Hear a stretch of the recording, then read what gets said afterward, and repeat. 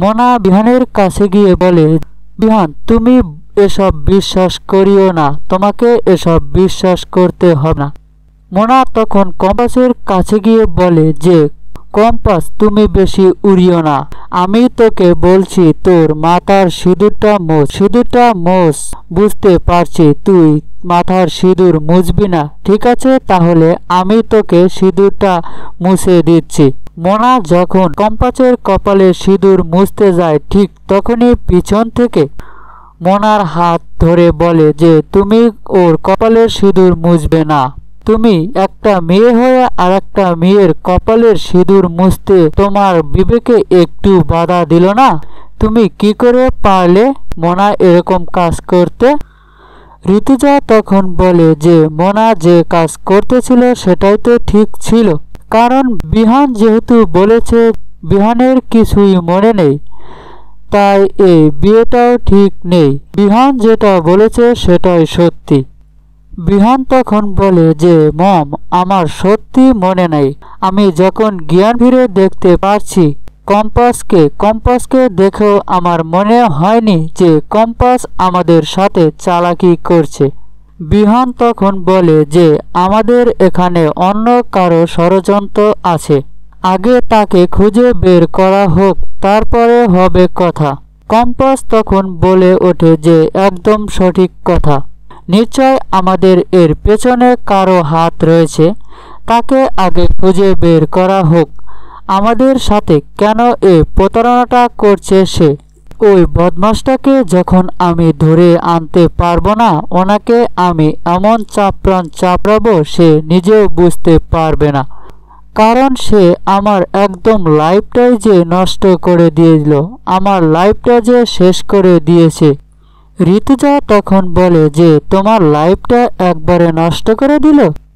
Who are you? তুমি কে? তোমার লাইফটা একবারে নষ্ট করে দিল? কি দাম আছে তোমার? তুমি তো হলে একটা কাজের মেয়ে, কি মূল্য আছে তোমার? কম্পাস, তোমাকে আমি বলে রাখছি, তুমি একটা জিনিস মনে রাখবে, তুমি শুধু মোনার কম্পেয়ার, কিন্তু অন্য কিছু নয়। তুমি এর বাইরে কিছু ভাবতে পারবে না। এই যাকে দেখছো বিহান চৌধুরী, সে হলো নোবেল কলেজের একজন মালিক।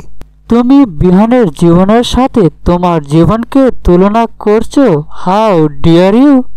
কম্পাস তখন বলে, বাহ, মালিকের ছেলে বলে মূল্য আছে, আর কাজের মেয়ে তার কোনো মূল্যই নেই। আমার এসব নাটক আর ভালো লাগছে না, তাই আপনাদের আমি বলছি, আপনারা যা করা তাড়াতাড়ি করুন। গ্রামের লোকে একথা শুনে বলে যে, মেয়েটার কি সাহস রে বা!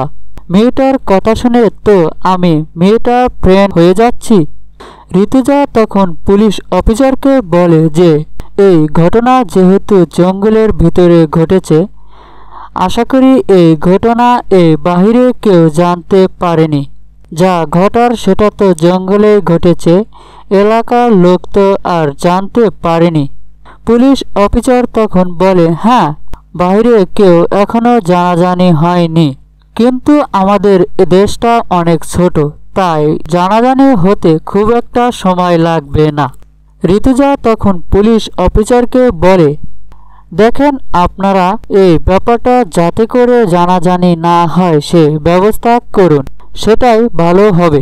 ঋতুজা তখন বলে, এই ঘটনা যা ঘটার ঘটে গিয়েছে, এ নিয়ে আমরা আর কোনো কথা না বলে আমি চাই মেয়েটার মাথার সিঁদুর মুছে ফেলুক।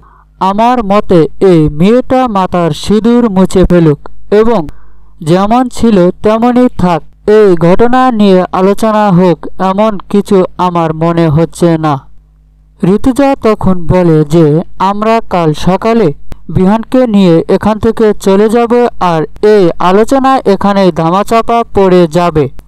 কম্পাস তখন বলে যে, তাই আমিও এটাই চাই যে আমাকে নিয়ে আর কোনো কথা যাতে না হয়, কারণ লোকজন কিভাবে যে মাথায় সিঁদুর পড়ে থাকে এটা আমার একদম ভালো লাগছে না।